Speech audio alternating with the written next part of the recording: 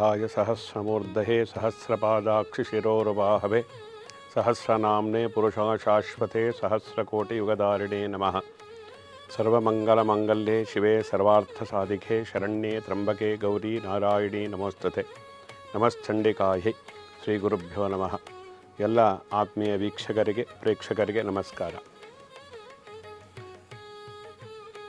ನಮ್ಮ ಹೈಂದವೀಯ ಸಂಸ್ಕೃತಿಯಲ್ಲಿ ವಿಶೇಷವಾಗಿ ಪ್ರತಿಯೊಂದು ತಿಂಗಳಿಗೂ, ಪ್ರತಿಯೊಂದು ದಿನಕ್ಕೂ, ಪ್ರತಿಯೊಂದು ವರ್ಷಕ್ಕೂ ಕೂಡ ವಿಶೇಷವಾದಂತಹ ಮಹತ್ವವನ್ನು ಕೊಟ್ಟು ಆ ಕಾಲಮಾನವನ್ನು ನಾವು ಪವಿತ್ರ ಅಂತ ಭಾವಿಸಿ ಆ ಮೂಲಕ ನಮ್ಮ ಜನ್ಮ ಸಾರ್ಥಕಪಡಿಸಿಕೊಳ್ಳತಕ್ಕಂತಹ ಋಷಿಪ್ರೋಕ್ತವಾದಂತಹ ಆಚರಣೆಗಳನ್ನು ಮಾಡಿ ಆ ಮೂಲಕ ಮಾನವ ಜನ್ಮವನ್ನು ಸಾರ್ಥಕಪಡಿಸಿಕೊಳ್ಳತಕ್ಕಂತಹ ಆಚಾರ ವಿಚಾರಗಳನ್ನು ನಾವು ಅನುಸರಿಸಿಕೊಂಡು ಬಂದಿದ್ದೇವೆ ಹಲವು ವರ್ಷಗಳಿಂದ, ಹಲವು ಯುಗಗಳಿಂದ. ಯಾಕೆ ಅಂದರೆ ನಾವು ಪ್ರತಿಯೊಂದು ಮಾಸಕ್ಕೂ, ಪ್ರತಿಯೊಂದು ತಿಂಗಳಿಗೂ ಕೂಡ ನಾವು ಅದರ ಮಹತ್ವವನ್ನು ತಿಳಿದುಕೊಂಡು ಆ ಮಾಸದಲ್ಲಿ ನಾವು ಆಚರಣೆ ಮಾಡತಕ್ಕಂತಹ ಯಾವ ಆಚರಣೆಗಳಿದೆ ಅದಕ್ಕೆ ದೈವಿಕವಾದಂತಹ ಸಂಸ್ಪರ್ಶವನ್ನು ಕೊಟ್ಟು ಆ ಮೂಲಕ ಆತ್ಮೋದ್ಧಾರ ಮತ್ತು ಜೀವೋದ್ಧಾರ ಎರಡನ್ನೂ ಮಾಡಿಕೊಳ್ಳತಕ್ಕಂತಹದ್ದು ನಮ್ಮ ಸಂಸ್ಕೃತಿಯಲ್ಲಿ ಹಾಸುವಕ್ಕಾಗಿದೆ. ಆ ದಿಸೆಯಲ್ಲಿ ಈಗ ನಡೀತಕ್ಕಂತಹ ಮಾರ್ಗಶಿರ ಮಾಸ ಮತ್ತು ಧನುರ್ಮಾಸ ಇವೆರಡೂ ಕೂಡ ತುಂಬ ಶ್ರೇಷ್ಠವಾಗಿರತಕ್ಕಂಥದ್ದು. ಆದ್ದರಿಂದ ಧನುರ್ಮಾಸದ ಒಂದು ಮಹತ್ವ ಏನು, ಧನುರ್ಮಾಸ ಅಂದರೆ ಏನು, ಧನುರ್ಮಾಸದಲ್ಲಿ ನಾವು ಏನು ಮಾಡಿದರೆ ಒಳ್ಳೆಯದು, ಧನುರ್ಮಾಸವನ್ನು ನಾವು ಸದುಪಯೋಗಪಡಿಸಿಕೊಳ್ಳತಕ್ಕಂಥದ್ದು ಹೇಗೆ, ಧನುರ್ಮಾಸದಲ್ಲಿ ಯಾವ ಯಾವ ರೀತಿಯಾದಂತಹ ಆಚರಣೆಗಳನ್ನು, ಪೂಜೆ ಜಪ ಇವುಗಳನ್ನು ಮಾಡಿದರೆ ಒಳ್ಳೆಯದು ಅನ್ನತಕ್ಕಂಥದ್ದನ್ನು ನಾವು ಈ ಸಂಚಿಕೆಯಲ್ಲಿ ತಿಳಿದುಕೊಳ್ಳೋಣ. ಪ್ರಥಮವಾಗಿ ಈ ಧನುರ್ಮಾಸ ಅಂತ ಯಾಕೆ ಕರೀತಾರೆ ಅನ್ನತಕ್ಕಂಥ ತುಂಬ ಮುಖ್ಯ. ಧನುರ್ಮಾಸ ಅಂತ ಪ್ರತಿಯೊಂದು ಈ ನಮ್ಮ ಸಂಸ್ಕೃತಿಯಲ್ಲಿ ಪ್ರಮುಖವಾಗಿ ಸೂರ್ಯನ ಚಲನೆಗೆ ಅನುಗುಣವಾಗಿ ಸೂರ್ಯ ಒಂದು ರಾಶಿಯಿಂದ ಇನ್ನೊಂದು ರಾಶಿಗೆ ಬದಲಾವಣೆ ಆಗತಕ್ಕಂತಹ ಸಂಕ್ರಾಂತಿಗೆ, ಆ ಸಂಕ್ರಾಂತಿ ಉಂಟಾದ ನಂತರದಲ್ಲಿ ಮಾಸ ಬದಲಾವಣೆ ಆಗುತ್ತೆ. ಇದು ಸೌರಮಾನ ಮತ್ತು ಚಾಂದ್ರಮಾನ ಅನ್ನತಕ್ಕಂತಹ ಎರಡು ವಿಧವಾದಂತಹ ಪದ್ಧತಿಗಳು ಇದೆ. ಚಂದ್ರನ ಗತಿಗೆ ಅನುಸಾರವಾಗಿ ನಾವು ನೋಡ್ತಕ್ಕಂಥದ್ದು, ತಿಥಿ ಆಧಾರವಾಗಿ ನಾವು ಅದನ್ನು ನೋಡ್ತೀವಿ. ಇನ್ನು ಸೌರಮಾನ ರೀತಿ ನಕ್ಷತ್ರಾಧಾರಿತವಾದಂತಹ ಕಾಲಗಣನೆ ಇವೆರಡೂ ಕೂಡ ಇರತಕ್ಕಂಥದ್ದು. ಚಾಂದ್ರಮಾನವನ್ನು ಯಾರು ಫಾಲೋ ಮಾಡ್ತಾರೋ ಅವರು ಆ ತಿಥಿಯಿಂದ ಮಾಸ, ಚೈತ್ರ ಮಾಸ ಅಂದರೆ ಹುಣ್ಣಿಮೆಯಲ್ಲಿ ಯಾವ ನಕ್ಷತ್ರದಲ್ಲಿ ಚಂದ್ರ ಇರ್ತಾನೋ ಆ ನಕ್ಷತ್ರದಿಂದ ಆ ಮಾಸವನ್ನು ಕರೀತಕ್ಕಂಥದ್ದು ಏನಿದೆ ಅದು ಚಾಂದ್ರಮಾನ ಅಂತ. ಹುಣ್ಣಿಮೆ, ಚೈತ್ರ ಮಾಸದ ಹುಣ್ಣಿಮೆಯಲ್ಲಿ ಚಿತ್ತಾ ನಕ್ಷತ್ರದಲ್ಲಿ ಚಂದ್ರ ಇದ್ದರೆ ಅದಕ್ಕೆ ಚೈತ್ರ ಮಾಸ ಅಂತೇಳಿ ಹೇಳ್ತೀವಿ. ವಿಶಾಖ ನಕ್ಷತ್ರದಲ್ಲಿ ಇದ್ದಾಗ ವೈಶಾಖ ಮಾಸ ಅಂತೇಳಿ ಹೇಳ್ತೀವಿ. ಹುಣ್ಣಿಮೆಯಲ್ಲಿ ಜ್ಯೇಷ್ಠ ಮಾಸದಲ್ಲಿ, ಜ್ಯೇಷ್ಠ ನಕ್ಷತ್ರದಲ್ಲಿ ಇದ್ದಾಗ ಜ್ಯೇಷ್ಠ ಮಾಸ ಅಂಥೇಳಿ ಹೇಳ್ತೀವಿ. ಹಾಗೆ ಮೃಗಶಿರ ನಕ್ಷತ್ರದಲ್ಲಿ ಹುಣ್ಣಿಮೆಯ ದಿವಸ ಚಂದ್ರನು ಇದ್ದಾಗ ಅದಕ್ಕೆ ಮಾರ್ಗಶಿರ ಮಾಸ ಅಂಥೇಳಿ ಹೇಳ್ತಕ್ಕಂಥದ್ದು. ಇದು ಚಾಂದ್ರಮಾನ ರೀತ್ಯ ಬರತಕ್ಕಂಥದ್ದು. ಮಾಸಾನಾಂ ಮಾರ್ಗಶೀರ್ಷೋಸ್ಮಿ ಅಂಥೇಳಿ ಭಗವದ್ಗೀತೆಯಲ್ಲಿ ಭಗವಂತನು ಹೇಳತಕ್ಕಂಥದ್ದು. ಮಾಸದಲ್ಲೆಲ್ಲ ಎಲ್ಲ ತಿಂಗಳಲ್ಲಿ ಭಗವಂತನಿಗೆ ಅತಿ ಪ್ರೀತಿಕರವಾದಂತಹ ಮಾಸ ಅಂತಂದರೆ ಅದು ಮಾರ್ಗಶಿರ ಮಾಸ ಅಂಥೇಳಿ ದೇವರು ಹೇಳಿದ್ದಾನೆ. ಅದೇ ಮಾರ್ಗಶಿರ ಮಾಸ ಮತ್ತು ಪುಷ್ಯ ಮಾಸದಲ್ಲಿ ಬರತಕ್ಕಂತಹದ್ದು ಏನಿದೆ ಅದು ಧನುರ್ಮಾಸ. ಅಂದರೆ ರವೆ ಸಂಕ್ರಮಣಂ ರಾಶೋ ಸಂಕ್ರಾಂತಿ ರೀತಿ ಕಥ್ಯತೆ. ರವಿ ಯಾವ ರಾಶಿ, ಒಂದು ರಾಶಿಯಿಂದ ಇನ್ನೊಂದು ರಾಶಿಗೆ ಸಂಕ್ರಮಣ ಅಂದರೆ, ಸಂಕ್ರಮ ಅಂತಂದರೆ ಚಲನೆಯನ್ನು ಮಾಡತಕ್ಕಂಥದ್ದು ಮಾಡ್ತಾನೋ ಅದಕ್ಕೆ ನಾವು ಸಂಕ್ರಮಣ ಅಂತ ಹೇಳಿ ಕರಿತೀವಿ ಅಂತೇಳಿ ಹೇಳ್ತಕ್ಕಂಥದ್ದು. ಒಂದು ರಾಶಿಯಿಂದ ಇನ್ನೊಂದು ರಾಶಿಗೆ ಪ್ರವೇಶವನ್ನು ಮಾಡಿ ಆ ರಾಶಿಯಲ್ಲಿ ಒಂದು ತಿಂಗಳು ಇರ್ತಾನೆ. ವೃಶ್ಚಿಕ ರಾಶಿಯಿಂದ ಧನುರ್ ರಾಶಿಗೆ ಸೂರ್ಯ ಪ್ರವೇಶವನ್ನು ಮಾಡಿದ ನಂತರದಲ್ಲಿ ಅದಕ್ಕೆ ಧನುರ್ಮಾಸ ಅಂಥೇಳಿ ನಾವು ಕರಿತೀವಿ. ಈ ಧನುರ್ ರಾಶಿಯಲ್ಲಿ ಸೂರ್ಯ ಇರತಕ್ಕಂಥದ್ದು ಏನಿದೆ ಅದು ವಿಶೇಷವಾಗಿ ಫಲ ಕೊಡ್ತಕ್ಕಂತಹ ಮಾಸ. ಈ ಸಮಯದಲ್ಲಿ ನಾವು ಏನು ಮಾಡಬೇಕು ಅಂತ ಹೇಳಿ ಕೂಡ ಹೇಳಿದ್ದಾರೆ. ಸ್ನಾನ, ದಾನ, ತಪ, ಶ್ರಾದ್ದ, ಹೋಮಾದಿಷು ಮಹಾಫಲ ಅಂಥೇಳಿ ಹೇಳಿದ್ದಾರೆ. ಈ ಧನುರ್ಮಾಸದಲ್ಲಿ ಈ ರವಿ ಧನುರ್ ರಾಶಿಗೆ ಪ್ರವೇಶವನ್ನು ಮಾಡಿದಂತಹ ಪರ್ವಕಾಲದಲ್ಲಿ ಆ ಒಂದು ತಿಂಗಳು ನಾವು ವಿಶೇಷವಾಗಿ ಅದನ್ನು ವಿಷ್ಣುವಿಗೆ ಸಂಬಂಧಪಟ್ಟು ವಿಷ್ಣು ಆರಾಧನೆಗೆ, ಶಿವ ಆರಾಧನೆಗೆ, ದೇವಿ ಆರಾಧನೆಗೆ ಎಲ್ಲದೂ ಕೂಡ ಹೇಳಿದ್ದಾರೆ. ಆದರೆ ವಿಶೇಷವಾಗಿ ವಿಷ್ಣುವಿನ, ಶ್ರೀನಿವಾಸನ, ವೆಂಕಟೇಶನ ಆರಾಧನೆ, ಪೂಜೆ, ಪ್ರಾರ್ಥನೆ, ತೀರ್ಥಯಾತ್ರೆ ಇಂತಹದ್ದನ್ನು ಮಾಡುವುದಕ್ಕೆ ವಿಶೇಷವಾದಂತಹ ಪ್ರಾಶಸ್ತ್ಯ ಇದೆ. ಇದಕ್ಕೆ ಪೌರಾಣಿಕವಾದಂತಹ ಹಿನ್ನೆಲೆಯೂ ಇದೆ, ಶಾಸ್ತ್ರಬದ್ಧವಾದಂತಹ ಪ್ರಮಾಣವೂ ಕೂಡ ಇದೆ.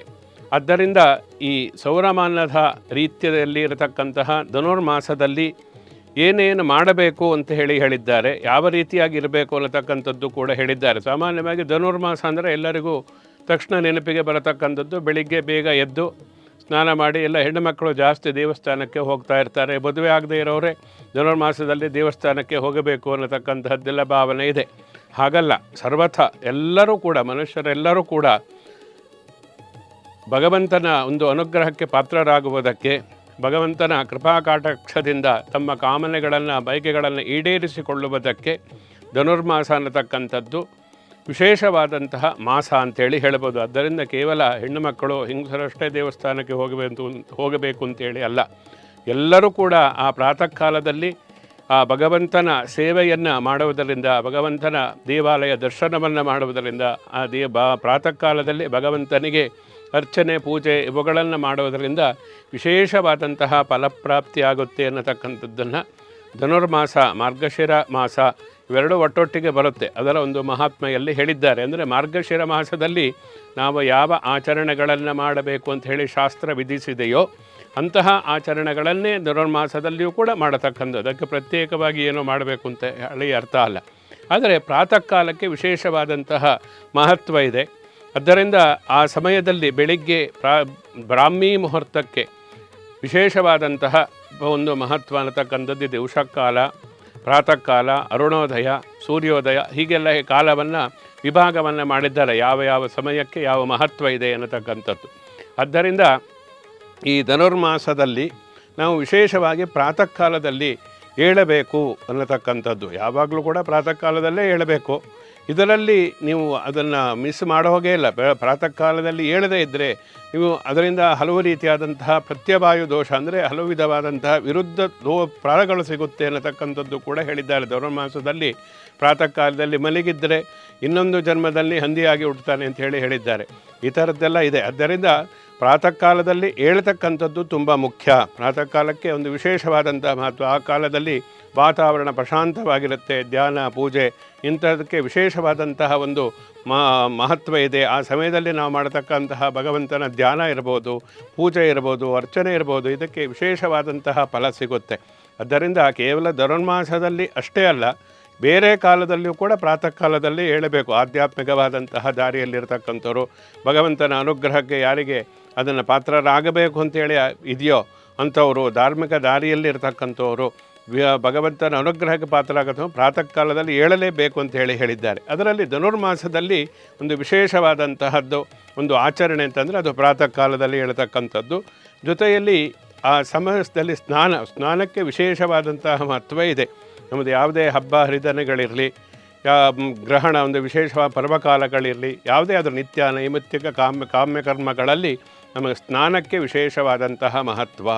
ಅಪವಿತ್ರ ಪವಿತ್ರೋವಾ ಸರ್ವಾವಸ್ಥಾಂಗತೋಪಿವಾ ಅಂತ ಹೇಳ್ತಾರೆ. ಅಂದರೆ ಅಪವಿತ್ರವಾಗಿರ್ತಕ್ಕಂತಹ ದೇಹ ಮತ್ತು ಮನಸ್ಸನ್ನು ಶುದ್ಧಿಗೊಳಿಸ್ತಕ್ಕಂಥದ್ದೇನಿದೆ ಅದಕ್ಕೆ ಸ್ನಾನ ಅಂತೇಳಿ ಹೇಳ್ತಕ್ಕಂಥದ್ದು. ಆದ್ದರಿಂದ ಆ ಸ್ನಾನವನ್ನು ನದಿಯಲ್ಲಿ, ಸಮುದ್ರದಲ್ಲಿ, ಕೊಳದಲ್ಲಿ, ಕೆರೆಯಲ್ಲಿ, ಬಾವಿಯಲ್ಲಿ ಅಥವಾ ಮನೆಯಲ್ಲೇ ಹಿಡಿದಿಟ್ಟಂತಹ ನೀರಿನಲ್ಲಿ ಸ್ನಾನವನ್ನು ಮಾಡತಕ್ಕಂಥದ್ದು. ಅದರಲ್ಲೂ ಕೂಡ ವಿಶೇಷವಾಗಿ ತಣ್ಣೀರಿನ ಸ್ನಾನವನ್ನು ಮಾಡತಕ್ಕಂಥದ್ದು ಶ್ರೇಷ್ಠ ಅಂತೇಳಿ ಹೇಳಿದ್ದಾರೆ. ಈ ಧನುರ್ಮಾಸದಲ್ಲೇ ವಿಪರೀತ ಚಳಿ ಇರುತ್ತೆ. ಆ ಚಳಿಯ ಕಾಲದಲ್ಲಿ ದೇಹವನ್ನು, ಮನಸ್ಸನ್ನು ನಿಗ್ರಹಿಸಿ ತಣ್ಣೀರು ಸ್ನಾನವನ್ನು ಮಾಡತಕ್ಕಂಥದ್ದು. ಅಂದರೆ ಒಟ್ಟಿನಲ್ಲಿ ನಮ್ಮದು ಯಾವುದೇ ಆಚರಣೆಗಳಿದ್ದರೂ ಕೂಡ ಅದಕ್ಕೆ ವೈಜ್ಞಾನಿಕವಾದಂತಹ ಹಿನ್ನೆಲೆ ಇರುತ್ತೆ. ಮನಸ್ಸನ್ನು ನಿಗ್ರಹಿಸಿ ಆ ಪ್ರಾತಃ ಕಾಲದಲ್ಲಿ ತಣ್ಣೀರಿನ ಸ್ನಾನ ಮಾಡತಕ್ಕಂಥದ್ದು ಅಷ್ಟು ಸುಲಭವಲ್ಲ. ಮನೋನಿಗ್ರಹ ತುಂಬ ಮುಖ್ಯ. ಇಲ್ಲದೇ ಇದ್ದರೆ ಮಾಡುವುದಕ್ಕೆ ಸಾಧ್ಯವೇ ಇಲ್ಲ. ಆದ್ದರಿಂದ ಈ ಚಳಿಗಾಲ ಅಂದರೆ ಧನುರ್ಮಾಸದಲ್ಲಿ ನಾವು ಸ್ನಾನವನ್ನು ಮಾಡಬೇಕು. ಗಂಗೆ ಚ ಯಮುನೆ ಚೈವ ಗೋದಾವರಿ ಸರಸ್ವತಿ ನರ್ಮದಾ ಸಿಂಧು ಕಾವೇರಿ ಜಲೇಸ್ಮಿನ್ ಸನ್ನಿಧಿಂ ಕುರು ಅನ್ನತಕ್ಕಂತಹ ಮಂತ್ರವನ್ನು ಹೇಳಿಕೊಂಡು ಆ ನೀರಿಗೆ ಆ ಗಂಗಾದಿ ಸರ್ವ ತೀರ್ಥಗಳನ್ನು ಆವಾಹನೆಯನ್ನು ಮಾಡಿ ಆ ಮೂಲಕ ತೀರ್ಥ ಸ್ನಾನ ಅಂಥೇಳಿ ಭಾವಿಸಿ ಸ್ನಾನವನ್ನು ಮಾಡಬೇಕು. ಅನುಕೂಲ ಇರತಕ್ಕಂಥವರು ನದಿ, ಬಾವಿ ಇಂತಹ ಅಥವಾ ಸರೋವರದಲ್ಲಿ ಅಂದರೆ ಕೊಳದಲ್ಲಿ ಸ್ನಾನವನ್ನು, ಕೆರೆಯಲ್ಲಿ ಸ್ನಾನವನ್ನು ಮಾಡಬಹುದು.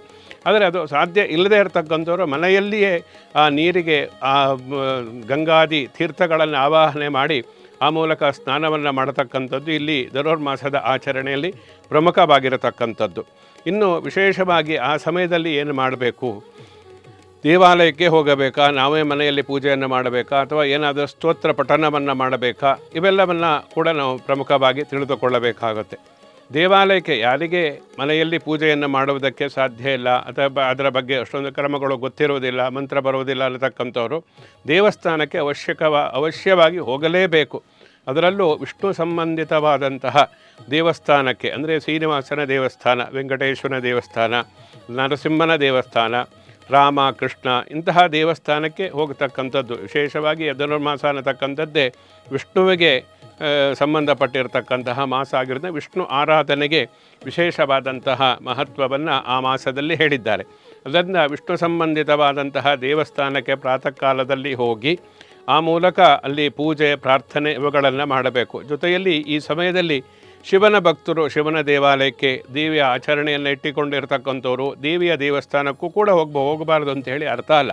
ಇದರಲ್ಲಿ ಪ್ರಮುಖವಾದ ಸರ್ವದೇವ ನಮಸ್ಕೃತ್ಯಂ ಕೇಶವಂ ಪ್ರತಿಗಚ್ಚತಿ ಅನ್ನತಕ್ಕಂಥದ್ದು ನಮ್ಮ ಸಂಸ್ಕೃತಿಯ ಮೂಲ ಉದ್ದೇಶ ಆಗಿರೋದ್ರಿಂದ ನೀವು ಯಾವುದೇ ದೇವಸ್ಥಾನಕ್ಕೆ ಹೋದರೂ ಕೂಡ ಅದು ವಿಷ್ಣು ದೇವಾಲಯವೇ ಅಂತ ಭಾವಿಸಿ ಹೋಗ್ಬೋದು, ಅಥವಾ ಇನ್ನಿತರ ದೇವರಲ್ಲೂ ಕೂಡ ಆ ಭಾವವನ್ನು ನಾವು ಇಟ್ಟುಕೊಂಡು ಹೋಗತಕ್ಕಂಥ ತುಂಬ ಮುಖ್ಯ. ಭಾವಗ್ರಾಹಿ ಜನಾರ್ದನ ಅಂತೇಳಿ ಹೇಳ್ತಾರೆ. ಆದ್ದರಿಂದ ಯಾವುದೇ ಪಂಥದವರು ಆಗಿದ್ದರೂ ಕೂಡ ಆಯಾ ದೇವರನ ಒಂದು ಅರ್ಚನೆಯನ್ನು ಮಾಡಿ ಭಗವಂತನ ಸ್ವರೂಪವನ್ನು ಆರಾಧಿಸ್ತಕ್ಕಂಥದ್ದು ಧನುರ್ಮಾಸದಲ್ಲಿ ಮುಖ್ಯವೇ ಹೊರತು ಆ ದೇವರು ಜಾಸ್ತಿ, ದೇವರು ಕಡಿಮೆ ಅನ್ನತಕ್ಕಂತಹ ಅರ್ಥ ಅಲ್ಲ. ಆದ್ದರಿಂದ ದೇವಾಲಯಕ್ಕೆ ಹೋಗತಕ್ಕಂಥದ್ದು ತುಂಬ ಮುಖ್ಯ. ಜೊತೆಯಲ್ಲಿ ವಿಷ್ಣು ಪೂಜೆ, ಶಿವಪೂಜೆ, ದೇವಿಯ ಪೂಜೆಯನ್ನು ಮಾಡತಕ್ಕಂಥದ್ದು ತುಂಬ ಮುಖ್ಯ. ಯಾಕೆಂದರೆ ಧನುರ್ಮಾಸದಲ್ಲಿ ಹೇಗೆ ನಾವು ವೈಕುಂಠ ಏಕಾದಶಿ ಇಂತಹದ್ದೆಲ್ಲ ಬರುತ್ತೋ ಅದೇ ರೀತಿ ಶಿವನಿಗೆ ಸಂಬಂಧಪಟ್ಟಂತೆ ಆರ್ಧೋತ್ಸವ ಅನ್ನತಕ್ಕಂಥ ಬರುತ್ತೆ. ದೇವಿಗೆ ಸಂಬಂಧಪಟ್ಟಂಥ ಸ್ತೋತ್ರ, ದೀಪಾರಾಧನೆ ಕೂಡ ಧನುರ್ಮಾಸದಲ್ಲಿ ಎಷ್ಟೋ ದೇವಾಲಯಗಳಲ್ಲಿ ಮಾಡ್ತಾರೆ. ಅದರಿಂದ ಒಟ್ಟಿನಲ್ಲಿ ಭಗವಂತನ ಒಂದು ಆರಾಧನೆಗೆ ಹೇಳಿ ಮಾಡಿಸಿದಂತಹ ಮಾಸ ಅಂತಂದರೆ ಅದು ಧನುರ್ಮಾಸ ಆಗಿರುವುದರಿಂದ ನಾವು ಪ್ರಾತಃ ಕಾಲದಲ್ಲಿ ಭಗವಂತನ ದರ್ಶನವನ್ನು ಮಾಡತಕ್ಕಂಥದ್ದು ಇಲ್ಲಿ ಪ್ರಮುಖವಾಗುತ್ತೆ. ಶುದ್ಧವಾದಂಥ ಮನಸ್ಸಿನಿಂದ ಕಾಯ ವಾಚ ಮನಸ್ಸ ಭಗವಂತನ ದರ್ಶನವನ್ನು ಪ್ರಾತಃ ಕಾಲದಲ್ಲಿ ಮಾಡಿದರೆ ಅವರ ಇಷ್ಟಾರ್ಥಗಳೆಲ್ಲವೂ ಕೈಗೂಡುತ್ತೆ ಅನ್ನತಕ್ಕಂಥದ್ದನ್ನು ಹೇಳಿದ್ದಾರೆ. ಇನ್ನು ವಿಶೇಷವಾಗಿ ಈ ಸಮಯದಲ್ಲಿ ನಾವು ಯಾವ ರೀತಿಯಾಗಿ ಇರಬೇಕು, ಕೇವಲ ಬೆಳಿಗ್ಗೆ ಎದ್ದು ಸ್ನಾನ ಮಾಡಿ ದೇವಸ್ಥಾನಕ್ಕೆ ಹೋಗಿಬಿಟ್ರೆ ಫಲ ಸಿಕ್ಕಿಬಿಡುತ್ತಾ ಅನ್ನತಕ್ಕಂಥ ಪ್ರಶ್ನೆ ಬರುತ್ತೆ. ಆದರೆ ಈ ಧನುರ್ಮಾಸದಲ್ಲಿ ಕೇವಲ ನಮ್ಮ ಬಾಹ್ಯಾಚರಣೆಗಳು ಮಾತ್ರ ಈ ರೀತಿಯಾಗಿ ಇರಬೇಕು ಅನ್ನತಕ್ಕಂಥದ್ದಲ್ಲ. ನಮ್ಮ ಬಾಹ್ಯಾಚರಣೆಗಳು ಏನಿದೆ ಅದೆಲ್ಲವೂ ಕೂಡ ನಮ್ಮ ಮನಸ್ಸನ್ನು, ನಮ್ಮ ಬುದ್ಧಿಯನ್ನು ಶುದ್ಧಿಪಡಿಸುವುದಕ್ಕೆ, ಪರಿಶುದ್ಧವನ್ನು ಮಾಡುವುದಕ್ಕೋಸ್ಕರವೇ ನಮ್ಮ ಋಷಿಮುನಿಗಳು ಹೇಳಿರ್ತಕ್ಕಂಥದ್ದು.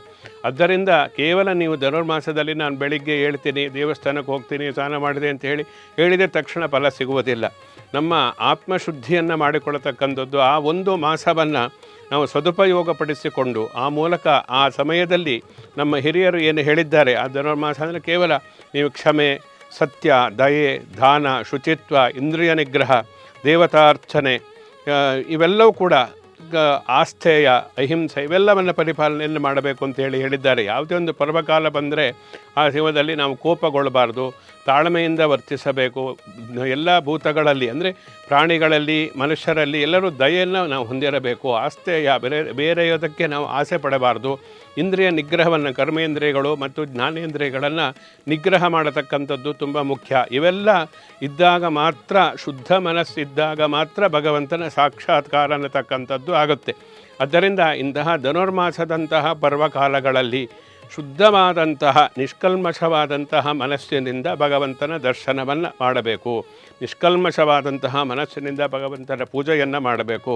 ಇಂತಹ ಶುದ್ಧವಾದಂಥ ಮನಸ್ಸಿನಿಂದ ನಾವು ಮಾಡಿದಂತಹ ದೇವಾಲಯ ದರ್ಶನ, ತೀರ್ಥಯಾತ್ರೆ, ಪೂಜೆ ಅದು ನಮಗೆ ವಿಶೇಷವಾದಂತಹ ಫಲವನ್ನು ಕೊಡುತ್ತೆ ಅನ್ನತಕ್ಕಂಥದ್ದನ್ನು ಹೇಳಿದ್ದಾರೆ.